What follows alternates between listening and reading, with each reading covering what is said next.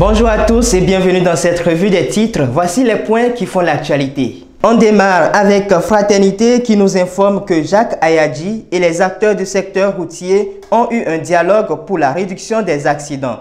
Dans les colonnes du même journal, on peut lire « Élection générale de 2026 », point des préparatifs logistiques et techniques.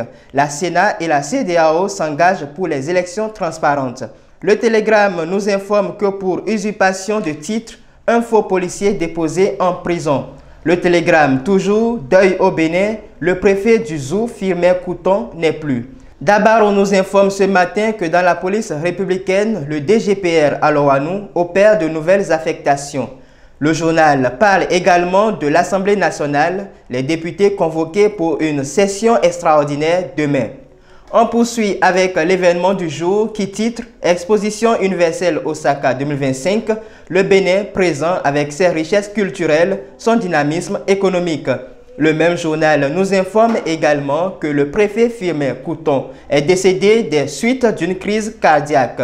Le potentiel met en manchette examen du permis de conduire dans le littoral. Un candidat fraudeur arrêté. L'Agence nationale des transports terrestres, ANAT, alerte et sensibilise. Le potentiel toujours, urbanisme à Cotonou, les chantiers illégaux sur la route des pêches suspendus. On enchaîne avec le matinal qui titre à la page 6 « Ville de Cotonou, Atropo déclare la guerre aux émigrants indélicats ». Le même journal informe que pour le financement et l'accompagnement des jeunes chercheurs du Sud global, l'IFS et ses partenaires sont en réflexion.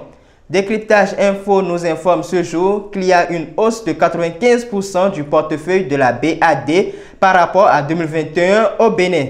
Dans les colonnes du même journal, on peut lire « Éthique dans l'enseignement supérieur, l'université est une communauté à part entière qui a ses règles spécifiques », assure Dr Cyril Goubedji. Matin Libre, quant à lui, parle de taxi-moto à Cotonou, contrôle de faux numéros et paiement de la taxe d'exploitation annoncé. Matin Libre toujours, déploiement des radars mobiles des chauffeurs en grève à Dogbo. L'informateur, quant à lui, dit le sort de la chefferie traditionnelle aux mains des députés. L'informateur informe également que suite aux recommandations d'un rapport d'audit général des constructions à Cotonou, des chantiers sont suspendus.